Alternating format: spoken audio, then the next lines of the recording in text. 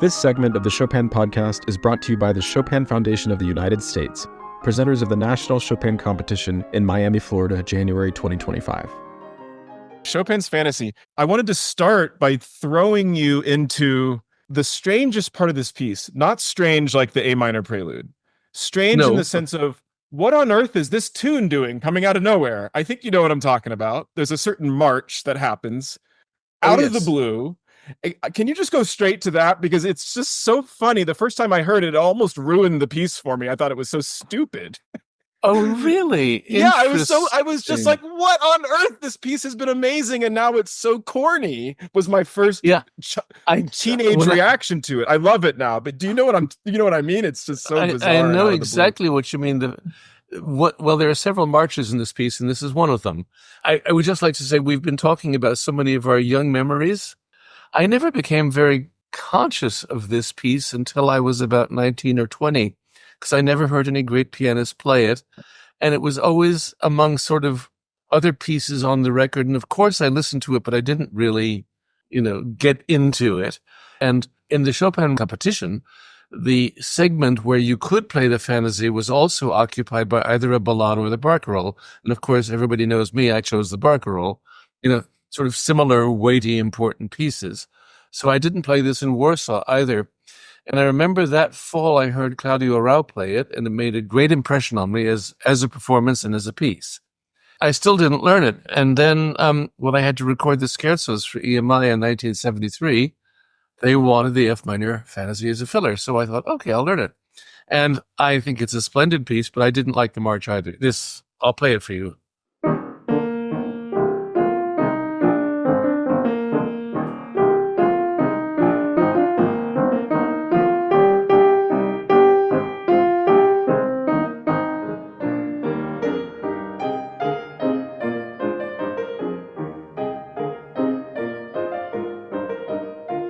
Once when I played this in Warsaw, of all places, in a recital a number of years ago, one of the critics mentioned that Mr. Ohlsson seemed to have an understanding of the nationalistic significance of the short march that occurs later in the piece.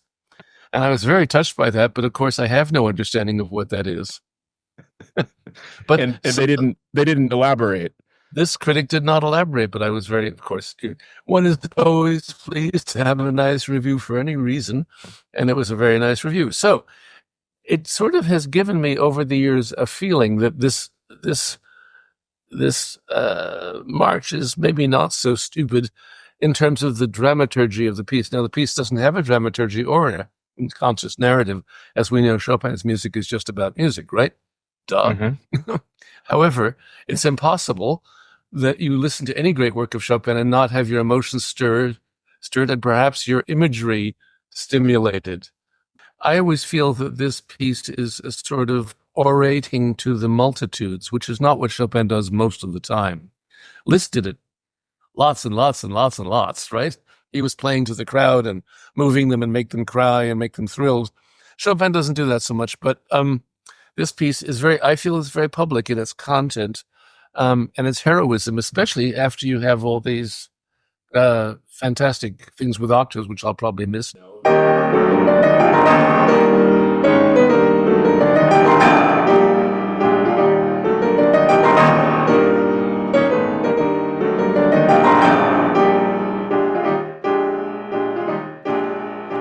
So what I have come to now, and I rarely, especially with my students, I don't want to give them stories about what the music's about. But my internal story, which I'm now going to confess to the world, is that this is some kind of patriotic march, which is sort of, at first, an underground resistance, sung quietly. A sort of a we shall overcome feeling. In other words, after all this heroism, it's like, we're strong enough, we're going to get there. And there's a kind of the people united will never be defeated. Kind of a feeling of that. Kind of vibe, yeah. Yeah, exactly. And I feel that in the second time with the Apotheosis, after the same heroic material, it's sort of like, we've arrived.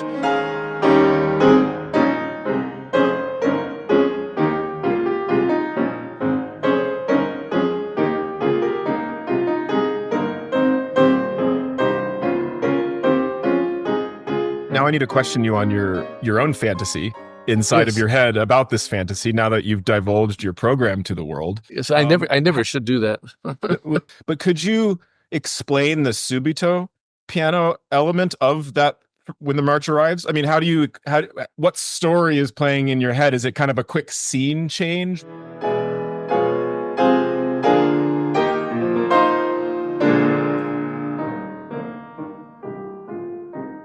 Like musically, how do you justify that transition? This is true. The underground aspect doesn't really go. No, I can't justify that.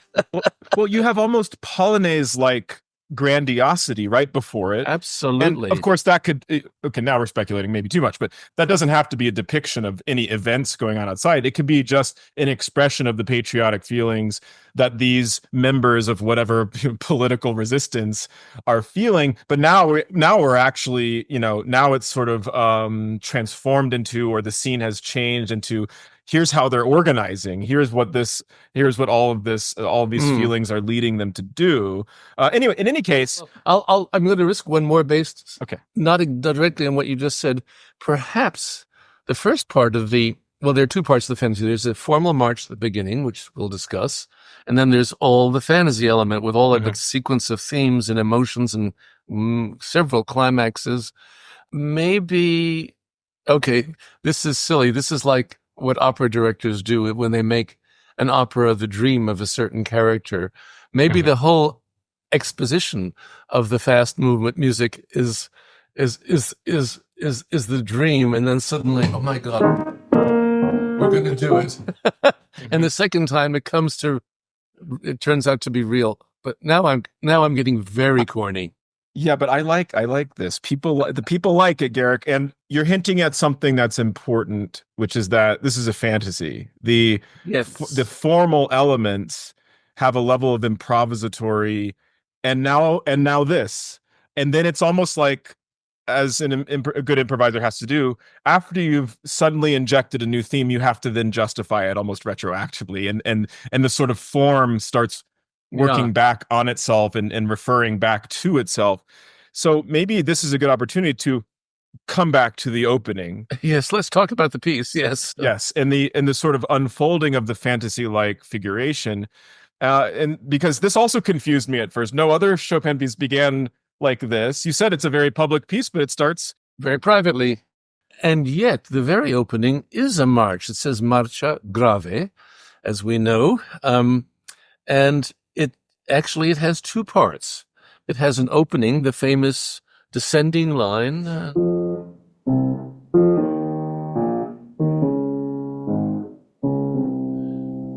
Then the answer comes, antiphonally.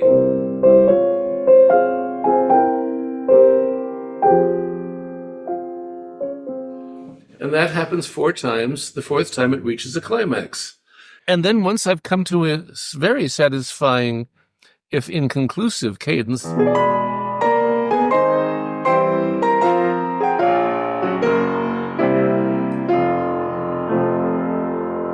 a cadence. A little bit less intensely poignant than the opening. And then there's completely new music, also in march tempo.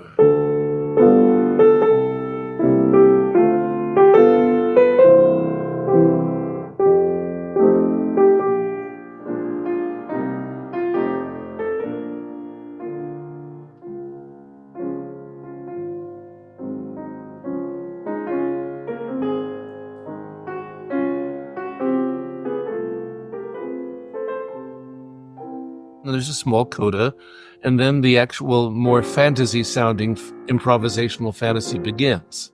Piano teachers and students have wondered how to make this transition into the fantasy. I've decided lately to develop a very stubbornly literal approach and just really do what Chopin says.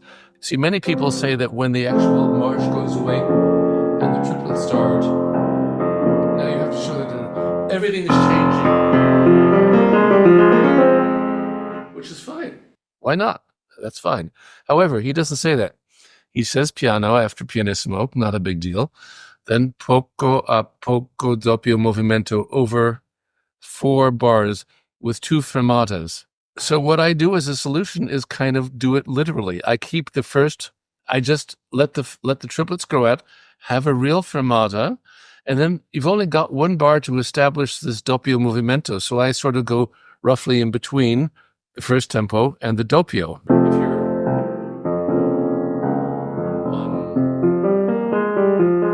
and doppio would be,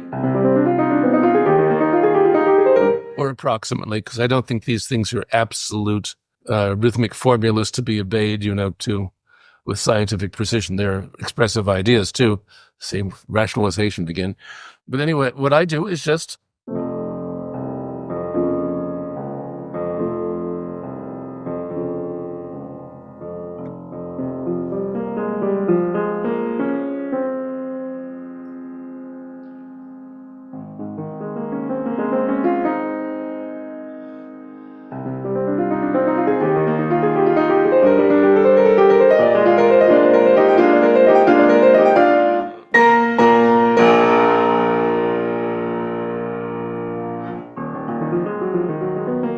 and after that, Chopin, of course, recapitulates the opening triplet a key lower, which is very much like what improvisers do with a figure they've invented.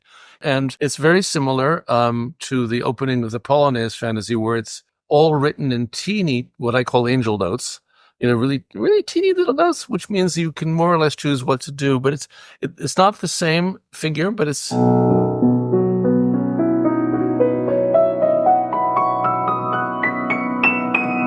So maybe in Chopin's inner ear, that kind of figure maybe is something to do with the idea of, improv fantasy. I don't know. And I'd also like to point out something else as in the role of Professor Ohlsson that my great teacher Irma Volpe was always pointing out. After this...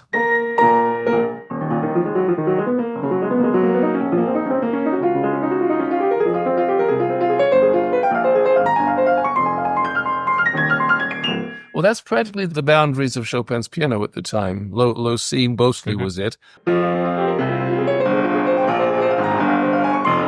We need both. We need your viscera torn apart by going to the ends of the keyboard. Imagine a keyboard much bigger than me, what you're doing, as Alicia Della Rocha used to have to do because she was much shorter.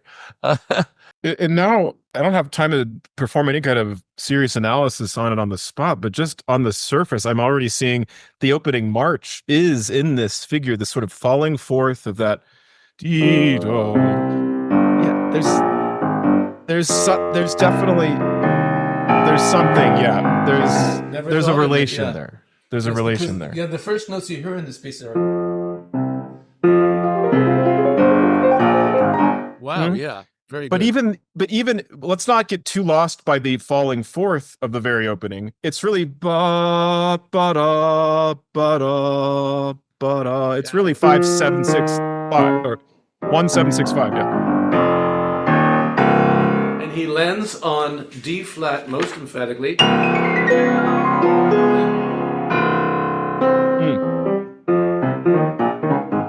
never thought of that either. That's brilliant. That seems explicit. That seems Beethovenian in its construction, yes. Doesn't it? Of course, the question comes up, what is the theme of this fantasy portion of the fantasy, which is the main body of the main movement of the whole piece? And this is where Chopin is doing a Mozart. There's basically one idea, then it combines with another idea, then there's another idea, and there's another idea, and there's another idea, and there's another idea, 7, 8, 9, 10, 11, 12 or so major ideas within 2 minutes. In other words, here, I'll write you a tune. I'll write you another one. Here's another one. Try that. The first agitato theme feels like a baritone or a tenor or somebody singing, this sort of syncopated rhythm, but then it turns pianistic. It's like, it starts with the singer and then it sort of melts into something instrumental. Music. It's extraordinary.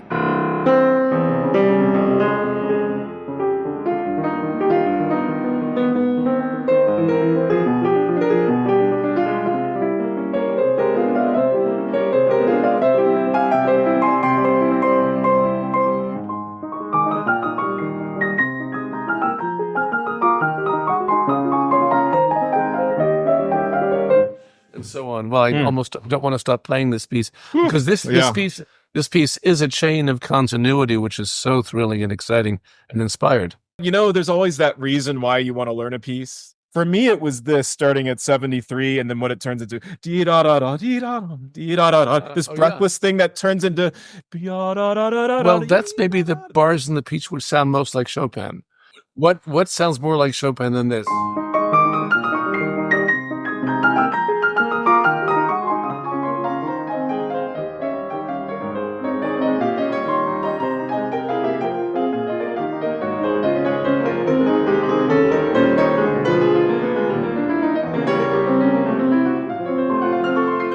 We've reached the point, which is the thing that all the pianists have to practice, which they might miss, is that it's just awkward. Those are quite treacherous, and so the left hand is tricky too to coordinate with the right. How do you make sure you nail them? You know what I mean?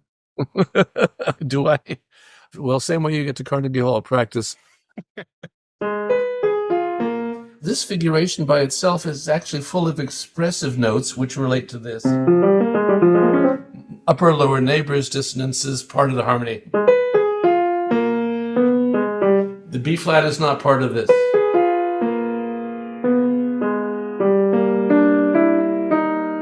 So if you play it slowly, expressively, as if it were a lush nocturne or a sad one.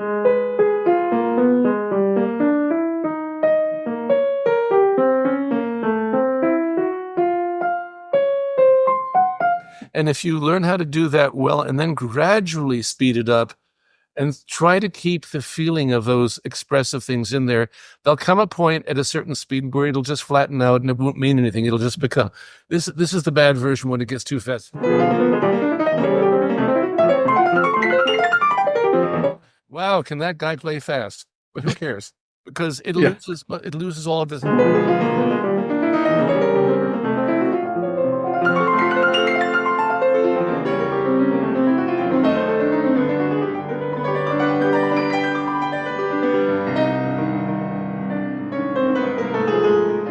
In other words, as you're a brilliant pianist and you're trying to learn this music, make sure you understand what all the expression is in it, and then move to a tempo where you can still feel that, because it will come apart. It's like gears. There will come a point where you won't hear the music inside the passages.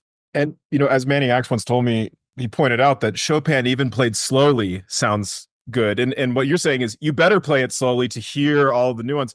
And he actually, not to bash Liszt at all, but he pointed out, because he was preparing to play Liszt Sonata, I know you play Liszt Sonata, that actually if you take some of the passage work in Liszt Sonata slowly, it actually kind of sounds like passage work. It doesn't have the same intrigue and interest at all moments that Chopin has. It's like you slow Chopin down, it's still these little incredible accented neighbor tones, and like you said, it's all a nocturne. It's just sped up nocturnes, Well, my friend Emmanuel X and you are both very, very much right. Yeah. And that's what makes Chopin so intriguing, even those early pieces with orchestra and the concertos, which, as I'll say with all love and respect, are not his greatest works by any means. They don't compare to things like this. But leaving aside the ugly comparisons, who in 1830 had written anything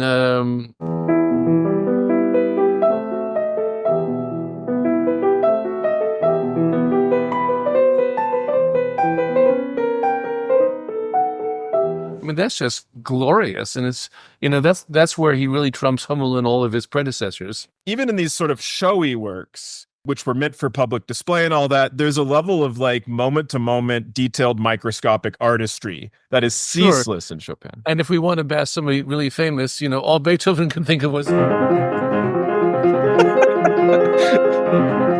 No, he could think of a lot more. Well, but the thing about Beethoven, and now we're getting off track, is that the great genius of Beethoven, of course, is taking the most mundane figures and putting them into forms that make them genius. But the figures themselves are stupid.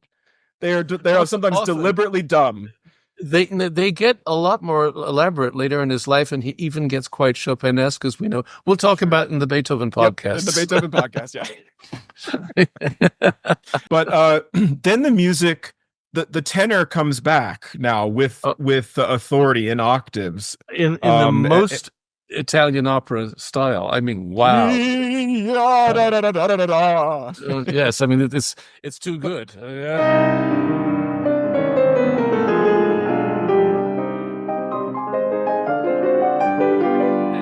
better.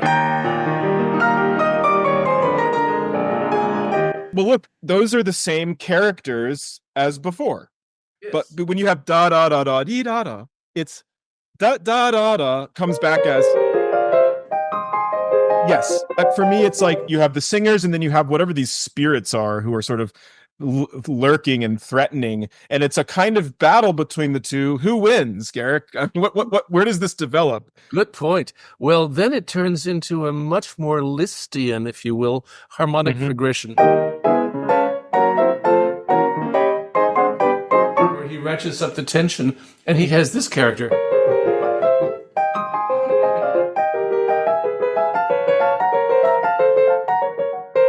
And so on. And the left hand is going oompa oompa in march style. Some kind of sinister Mephisto something is and it builds up and finally lands on a pedal point B flat and explodes in a gigantic climax on E flat and then later A flat in the piece. I mean, and importantly, you play the low B flat on our piano of today, but Chopin didn't have it, and so some of the original editions have only E flat written. But we do go down to the B flat, of course. Yeah, exactly. He would have done it if he'd had the piano. I'm sure. If there had been a B flat, he would have gone there. Absolutely, and it's too bad he never knew that B flat, because as I like to tell people, the greatest note on the piano is the low B flat. Yes. And Brahms knew it, and Liszt knew it. I think everybody knew it once it was made. Rachmaninoff knew it. Oh, Rachmaninoff knew it. And why is it? For many reasons, it's the way the piano sounds and vibrates. And if you have an octave down there, it's easy to hit. It's a black key. It's a black key. You just go there. Sometimes I'll take people who don't play the piano. I'll bring them to a piano and I'll say, let me show you how to play one note. You're going to like it. And if it's a nice big grand, I just have them take their thumb and just lower it onto the. It's so satisfying. I mean, it's like a gong down there. So that's right.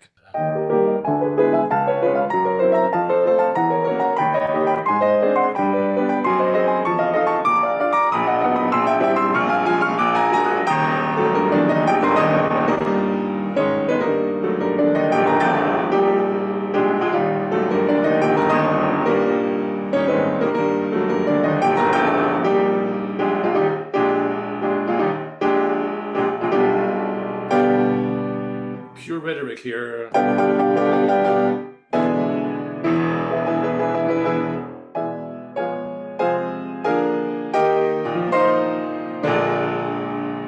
we're ready for the climax of climaxes, and what you get is Ben's favorite march. Yeah, well, now it is. Now that we've come full circle back to this moment, how genius is it that we expect the biggest climax of all right here, and then he doesn't give it to us yet. Formally, this helps. We're ready for the complete romantic fulfillment. The Emperor Concerto or something, but it's... yeah, exactly. He doesn't give it to us, and that, I think, formally, as a piece of composition, as a structure, is super important, as we discussed. It sets up the anticipation for what's going to come later.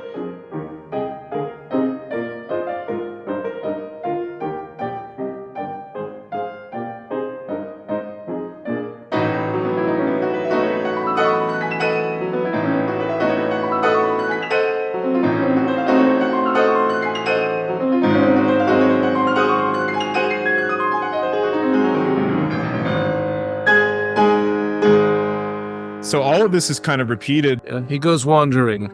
Yeah, he goes wandering. But around 180, he comes back to the beginning of this fantasy, but then he does that antiphonal thing, which he loves to do, as he did in the third scherzo and the opening of this fantasy. Now, here comes another piano from the other side of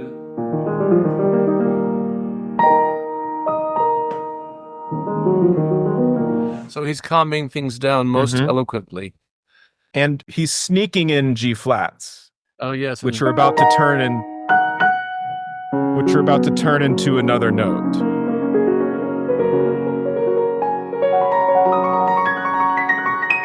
And he stays on G flat for a great deal.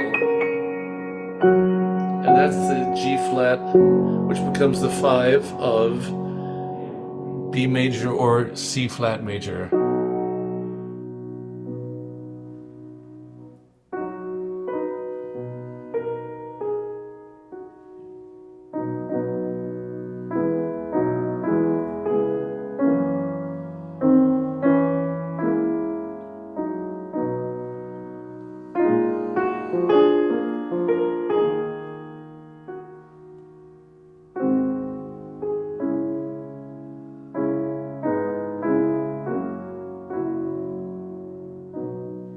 You know how Chopin goes to church? Sometimes you can almost hear the organ in the background. I mean, you know, not often, but there's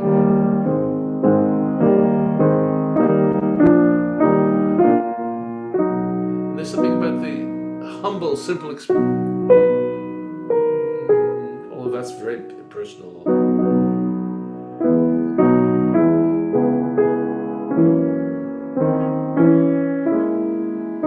And of course, for every Pole of his generation, and even all the ones afterwards, the church is a central issue in Polish life. And, you know, so, but of course, then it gets very intensely song-like and personal. I'll do it fast.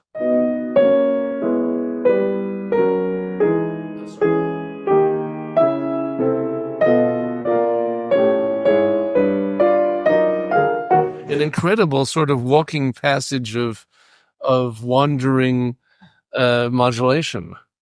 Stunningly beautiful. It's like all these revolutionaries had to go to church before their final, you know, big... Yes. Yeah, because we must go to church before we kill somebody. Yes. That's right. Exactly. And there's going to be some gunfire later, probably, but... Oh, for sure. And I think this is one spot where he's being really dramatic at the end of this B major. He comes back with the same slightly churchy, beautiful theme, with just one more color of Chopin.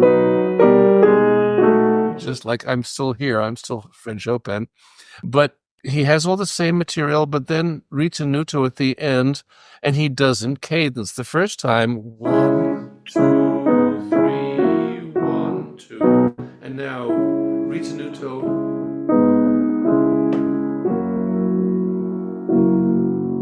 And fermata. And he makes you wait. And then, speaking of gunshots, we're back in the middle of the revolution, or whatever you want to call it.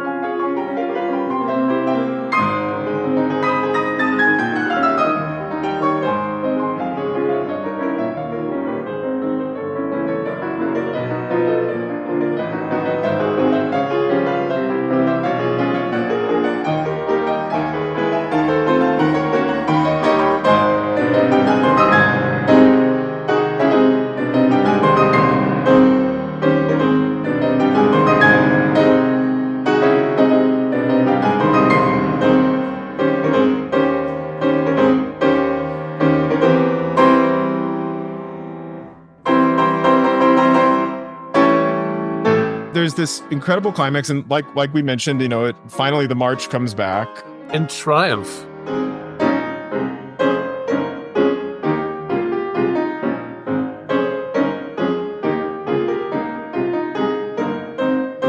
Now in what some would call the home key of A flat. Some would say this whole piece is in A flat, right? A flat certainly seems to be the home key by the time he's been through this whole procedure. And at the climax of the march, he pulls you away from a satisfying cadence. And has some more.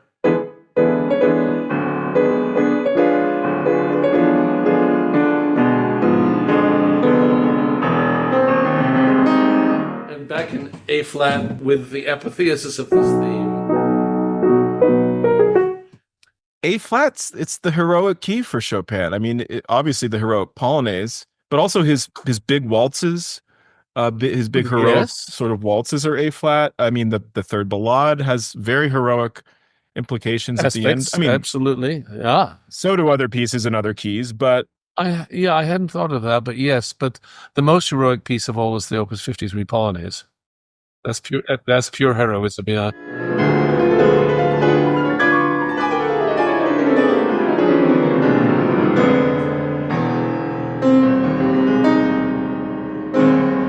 He does one more incredibly blatantly dramatic thing after, when he almost pulls you away from the triumph. And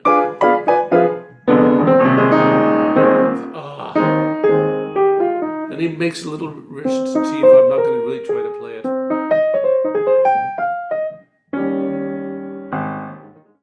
And then he just cadences with a plagal cadence. Minor plagal, but it's somehow completely satisfying. I don't know how, but that's the way he is. I think the piece is fundamentally an A flat. So it's, even though it's called the F minor fantasy, but that's where it starts. Well, the F major ballade ends in A minor, by the way. That's right, and the B flat minor scherzo is actually in D flat. Yes. But this does anybody care with such masterpieces? Nobody cares because no one is. That is just, it's so well. No, you know what? I care. I care in a way that's irrelevant to the way we feel about it, I guess. No, that's fair. Yeah, I care too. There is one other piece I can think of by Chopin that ends with minor 4 going to 1. By the way, having the minor 4 brings in the flat 6. As we know, it's the note that.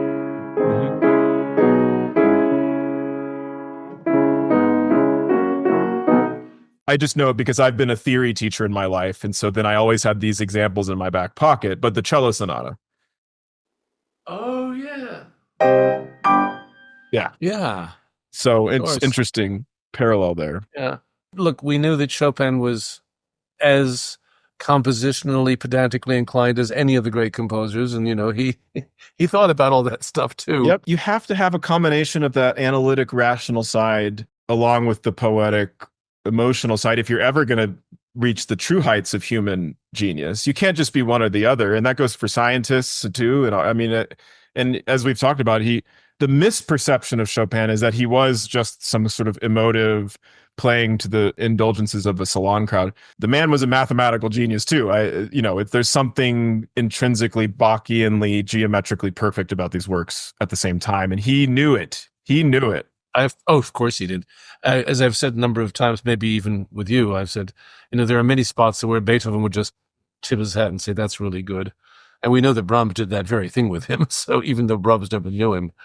Yeah, no, it's that's the trouble with our friend Chopin, is the more you look at him, the greater he gets. In all aspects, including the emotive and poetic and dreamy and fragile.